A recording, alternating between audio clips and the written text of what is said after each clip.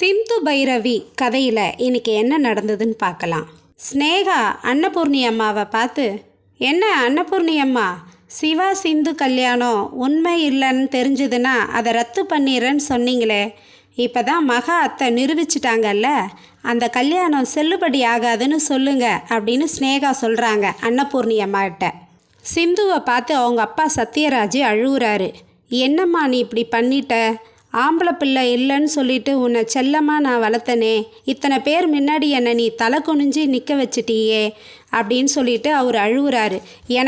நான் செத்தனா கூட எனக்கு கொல்லி போடுறதுக்கு சிந்து தான் போடணும் அப்படின்னு சொல்லுவேனே, ஆனால் இப்போ நீ அந்த தகுதியை இழந்துட்டியம்மா அப்படின்ட்டு அழுகுறாரு. இனிமே நீ என்னை அப்பான்னு கூப்பிடாத அப்படின்னு சொல்கிறாரு. உடனே அவங்க அம்மாவும், சிந்து நீ என்னடி இப்படி எங்களை அசிங்கப்படுத்திட்ட, உன்னால் பாரு எத்தனை பேருடைய வாழ்க்கை கெட்டு போச்சு பாரு அப்படின்னு சொல்லிட்டு இனிமேல் நீ எங்களை அம்மா அப்பான்னு கூப்பிடாதன்னு அவங்களும் திட்டுறாங்க. சிந்து உடனே அம்மா அப்பா என்னை மன்னிச்சிருங்கன்னு சொல்லிட்டு கையெடுத்து கும்பிட்டு கதறி கதறி அழுகுறாங்கங்க சிந்து. என்னை ஆறுமுகத்துக்கு கட்டி வைக்க பார்த்தீங்க, அதை என் மனசு ஏற்றுக்கலப்பா. அதே போல் என்னால் சிவா டாக்டரையும் மறக்க முடியலப்பா, அதனால தான்ப்பா நான் இந்த தவறு செஞ்சிட்டேன், என்னை மன்னிச்சிருங்கப்பா அப்படின்னு சொல்கிறாங்க. பைரவி சிந்துவை பார்த்து, உன்னுடைய சுயநலத்துக்காக என் வாழ்க்கை, சிவா வாழ்க்கை, ஆறுமுக வாழ்க்கை, எங்கள் எல்லார் வாழ்க்கையும் பாழாக்கிட்டியே, இது உனக்கே நல்லதா அப்படின்னு சொல்லிட்டு பைரவி கேட்குறாங்க.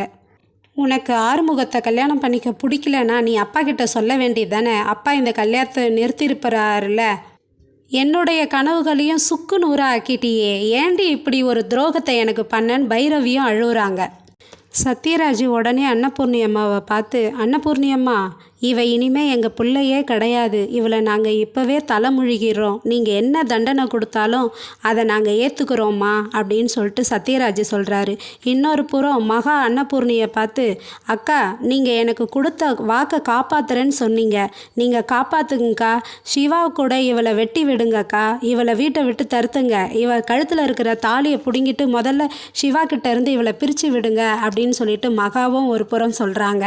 அங்கே இருக்கிற எல்லாருமே சிந்துவை பார்த்து, சிவா டாக்டர் உன்னால் எவ்வளோ ஒரு அவமானத்தை தாங்கியிருப்பார், இப்படிப்பட்ட வாழ்க்கை உனக்கு தேவையா, இப்படி ஒரு வாழ்க்கை உனக்கு அசிங்கமாக இல்லைன்னு சொல்லிட்டு எல்லாருமே திட்டுறாங்க. உடனே அன்னபூர்ணி அம்மா அழுதுகிட்டே வந்து சிவா கையை பிடிச்சிக்கிட்டு, சிவா என்னை மன்னிச்சிரியா, நான் இவ பேச்சை கேட்டு நம்பி உன் தலையில் இப்படி பெரிய பாரத்தை சுமத்திட்டேன் ஐயா, நீ எவ்வளோ சுமையை சுமந்துக்கிட்டு கஷ்டப்பட்டு இருந்திருக்கிற ஐயா, என்னை மன்னிச்சிரியா அப்படின்னு சொல்லிட்டு கையை பிடிச்சிக்கிட்டு கதறிக்கிட்டு அழுகுறாங்க. அன்னபூர்ணி அம்மா, என் புள்ள தப்பே பண்ண மாட்டான்றத நிரூபிச்சிட்ட சிவா, நீ உனக்கு பிடிக்காத ஒருத்தியை உன் கூட கல்யாணம் பண்ணி வச்சு உன்னை வாழ வச்சிருக்கேனே, நான் எவ்வளோ ஒரு கொடுமை பண்ணியிருக்கேன், இனிமே உன் வாழ்க்கையில் சிந்துன்ற ஒருத்தி இருந்தான்றதே நீ மறந்துரு, அவள் செத்துட்டான்னு நினச்சிக்கோ அப்படின்னு சொல்லிட்டு அன்னபூர்ணி அம்மா சிவாவை பார்த்து சொல்கிறாங்க. உடனே சிந்து அத்தை அத்தை வேண்டாம் அத்தைன்னு கெஞ்சுறாங்க. டாக்டர் தான் அத்தை என் உயிரே, அவரையும் என்னையும் நீங்கள் பிரிச்சிடாதீங்க, என் உசுறு போயிடும் அத்தை அப்படின்ட்டு காலில் விழுந்து கெஞ்சாத குறையா கையை எடுத்து அழுது அழுது கெஞ்சுறாங்க. காலில் விழுந்தும் அழுகுறாங்கங்க சிந்து. அப்போ கூட அன்னபூர்ணி அம்மா, நான் உன்னை மன்னிக்க மாட்டேன், உனக்கு மன்னிப்பே கிடையாது, உன்னை நான் மன்னிச்சிட்டேன்னா அந்த சாமியே என்னை தண்டிச்சிரும் அப்படின்னு சொல்கிறாங்க. உடனே மகா அன்னபூர்ணியை பார்த்து, இது ஒன்று போதும்க்கா, எனக்கு இப்போ தான் பத்திக்கிட்டு எரிஞ்சிக்கிட்டு இருந்த என் வயிறு அணைஞ்சிருக்கு, இவளை சிவா கிட்டேருந்து பிரித்து வெளியில் அனுப்புங்க அப்படின்னு சொல்லிட்டு மகா என்ன பண்ணுறாங்க, சிந்துவை பலால் பலால் பலான்னு கன்னத்தில் சரியான அடி அடிக்கிறாங்கங்க. அடித்து சிந்துவை கழுத்தை பிடிச்சி கீழே தள்ளுறாங்க. மகா திருப்பியும் சிந்து இழுத்துக்கிட்டு வலுக்கட்டாயமாக தள்ள வீட்டை விட்டு அனுப்புறதுக்காக உடனே சிந்து கதறி கதறி அழுது, அத்தை என்னை பிரிச்சிடாதீங்க அத்தை, என்னை பிரிச்சிடாதீங்க அத்தைன்னு கதறி கதறி அழுகுறாங்க. அப்பா நீங்கள் சொல்லுங்கப்பா அத்தைக்கிட்ட, நீங்கள் சொன்னால் உங்கள் பேச்சை கேட்பாங்கப்பா, என்னை வெளியில் போக வேண்டான்னு சொல்லுங்கப்பா, டாக்டரை கூட என்னை வாழ விடுங்கப்பா அப்படின்னு கதறாங்க.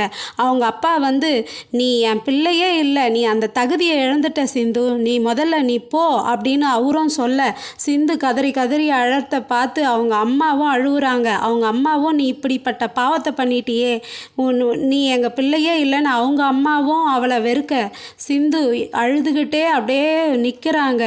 இன்னைக்கு கதை இப்படி தாங்க சோகமாக முடிஞ்சுது. நாளைக்கு விறுவிறுப்பாக பார்ப்போம். காத்திருங்க. நன்றி, வணக்கம்.